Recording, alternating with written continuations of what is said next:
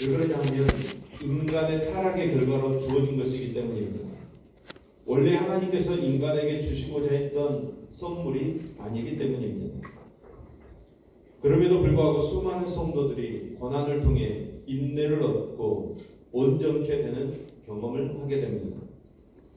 그래서 사도 바울은 로마서 5장 3절 4절 말씀을 통해서 이렇게 고백합니다. 다만 이뿐 아니라 우리가 환난 중에도 즐거워하나니 이는 환난은 인내를, 인내는 연단을, 연단은 소망을 이루는 줄 알미로다. 아멘. 하나님께서는 타락한 세상의 산물인 이 고난을 통해서 우리를 온전하게 가꾸어 가신다는 것입니다. 우리는 고난을 피하고 싶지만 우리의 삶에 닥치는 고난 또한 하나님의 섭리에 속한 것입니다. 오늘 본문이 시편 9편 말씀도 마찬가지 고백을 하고 있습니다. 오늘 우리가 살고 있는 이 세상은 고난의 장이라고 해야 옳을 것입니다.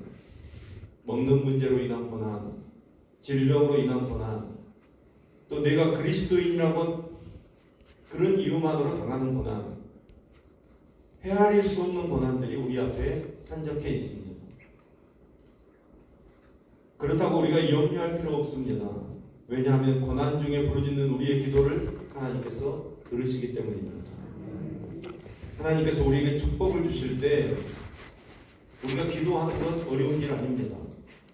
하나님께서 주시는 은혜와 감동이 있기 때문에 기도가 쉽게 나올 수 있습니다.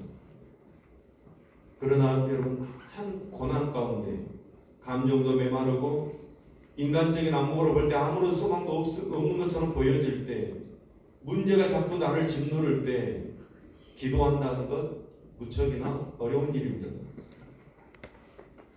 고난당하는 자에게 있어서 가장 필요한 것이 기도임에도 불구하고 고난당할 때 우리는 기도를 가장 멀리 할 수 있다는 것입니다.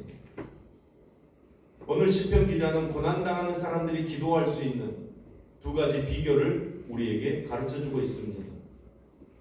첫 번째 비결은 하나님의 은혜를 구하는 것입니다. 13절 말씀입니다. 여호와여 내게 은혜를 베푸소서. 나를 사망의 문에서 일으키시는 주여, 나를 미워하는 자에게서 받는 나의 고통을 보소서. 시편 기자는 어제 살펴본 1절에서 12절까지 말씀에서 적을 물리친 귀한 경험을 하나님 앞에 고백했었습니다. 적들을 물리치기는 했지만 아직도 무서운 적들이 사방에 남아 있습니다. 인간적으로 보면 산 넘어 산이 있는 것처럼 아주 좌절할 만한 상황이 펼쳐지고 있습니다. 그런데 시인은 좌절하지 않습니다. 오히려 하나님의 은혜를 구합니다. 여호와여 내게 은혜를 베푸소서. 나의 고통을 보소서. 여러분, 우리는 처음부터 끝까지 하나님의 은혜로만 살 수 있습니다. 우리가 구원받은 것도 하나님의 은혜 때문이지만 하나님께서 고난 중에 우리의 기도에 응답하시는 것도 은혜 때문입니다. 그 은혜만이 우리를 사망의 문에서 시온의 문으로 옮겨 주실 수 있습니다. 그러므로 우리는 하나님 앞에 여호와여 내게 은혜를 베푸소서 간구하며 기도해야 합니다. 그리고 두 번째는 하나님의 영광에 우리의 초점을 맞추는 것입니다. 20절 말씀입니다. 여호와여 그들을 두렵게 하시며 이방 나라들이 자기는 인생일 뿐인 줄 알게 하소서. 아멘. 우리를 대적하는 그 대적들을 다 망해버리는 것이, 다 쓸어버리는 것이 승리가 아닙니다. 그 대적들이 하나님을 하나님으로 인정하고 하나님께 합당한 영광을 올려드리는 것이 진정한 승리입니다. 우리를 대적했던 그 못된 사람들이 여호와의 이름 앞에 거꾸로 틀어지고 하나님께 영광 올려드리는 사람으로 변화되는 것이 진정한 승리인 줄로 믿습니다. 14절 말씀입니다. 그리하시면 내가 주의 찬송을 다 전할 것이요 딸 시온의 문에서 주의 구원을 기뻐하리이다. 아멘.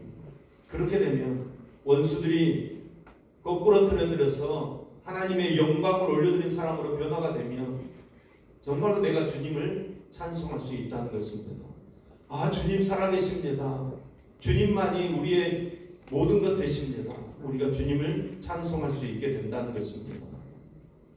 시온의 문에서 성전에 나와서 주의 구원을 기뻐하는 삶을 살게 된다는 것입니다. 여러분, 그것이 하나님의 영광이 되는 줄로 믿습니다. 우리가 그 영광을 바라보는 것입니다. 다윗은 이 고백의 근거에서, 이 믿음의 근거에서 하나님께 나아가고 있습니다. 하나님께서는 고난받는 이들을 위해서 공의를 베푸시는 하나님이시라는 사실을 다윗은 굳게 믿었습니다. 15절에서 18절까지 말씀입니다. 이방 나라들은 자기가 판 웅덩이에 빠짐이여 자기가 숨긴 그물에 자기 발이 걸렸도다. 여호와께서 자기를 알게 하사 심판을 행하셨으며 악인은 자기 손으로 행한 일에 스스로 얽혔도다. 악인들이 수월로 돌아가며 하나님을 잊어버린 모든 이방 나라들이 그리하리로다. 궁핍한 자가 항상 잊어버림을 당하지 아니하며 가난한 자들이 영원히 실망하지 아니하리로다. 아멘. 우리는 이 말씀을 어떻게 이해해야 합니까? 이것은 악의에 찬 인간의 저주가 아니라 하나님의 공의가 실현되기를 바라는 기도의 내용입니다. 하나님께서는 범죄하는 국가나 사회에 대해서 반드시 심판하실 줄로 믿습니다. 하나님께서는 선의의 희생자들을 그대로 방치하지 않으실 줄로 믿습니다. 가난한 자들이 영원히 실망하지 아니하리로다.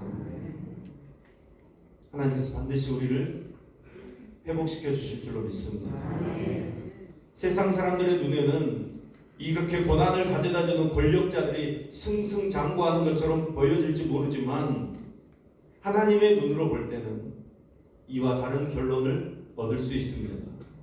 약자 같고 가난하게 보이지만 하나님을 의뢰하는 믿음의 사람이 영원히 서게 될 줄로 믿습니다. 왜냐하면 하나님께서는 악인의 득세를 영원히 방관만 하시지는 않기 때문입니다.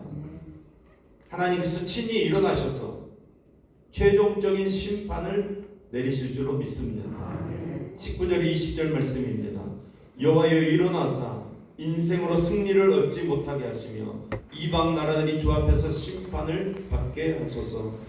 여호와여 그들을 두렵게 하시며 이방 나라들이 자기는 인생일 뿐인 줄 알게 하소서. 아멘. 여러분, 하나님께서 일어서신다는 것입니다.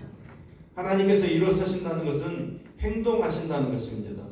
일어나셔서 공의로운 심판을 시행하실 줄로 믿습니다. 하나님께서 심판을 시행하시면 사람들은 두려움에 떨게 될 것이고 자신들이 무력하고 보잘것없는 인생이라는 것을 깨닫게 될 것입니다.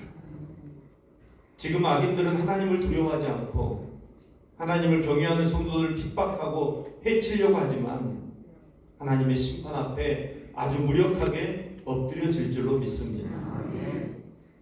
우리의 인생길의 고난은 끝이 없을 것입니다. 그러나 그 고난 중에도 위로가 되는 것은 우리가 우리 자신을 아는 것보다 하나님께서 우리 처지를 더 잘 알고 계십니다. 아멘. 우리가 감당할 고난밖에는 허락하지 않으신다고 분명하게 약속해 주셨습니다. 또한 고난받는 그 동안에도 우리의 기도에 귀를 기울여 주십니다. 하나님께서는 여전히 공의로 세상을 다스리십니다. 우리는 다윗처럼 이방 나라들이 자기는 인생일 뿐인 줄 알게 하소서 이렇게 기도할 수 있어야 합니다. 이방 나라들에 자기 이름을 넣어서 기도해야 합니다. 여호와여 바공성 나는 인생일 뿐인 줄 알게 하소서. 아멘. 신앙생활 하다 보면 자기가 인생이라는 사실을 자주 잊어버립니다. 우리가 절대로 잊지 말아야 할 것은 우리가 흙이라는 사실입니다. 사랑하는 여러분, 우리가 믿는 하나님께서는 철저하게 공의로우시고 또 세상을 반드시 그 공의로 판단하시고 특히 의로운 사람들은 고난 가운데서도 반드시 일으켜 세우시는 하나님이십니다. 우리 인생이 보잘것없는 존재임을 알고 하나님 앞에 항상 겸손한 삶을 살아야 합니다. 또 불경건하고 악한 자들을 두려워하지 마시고 하나님만 의지하는 믿음의 삶을 살아야 합니다. 지금부터 영원토록 내가 인간이라는 사실을 잊지 마시고 하나님의 뜻에 합당한 삶, 의로운 삶을 살아서 하나님께서 높이 세우시는 그런 존재 될 수 있기를 예수님의 이름으로 축원합니다.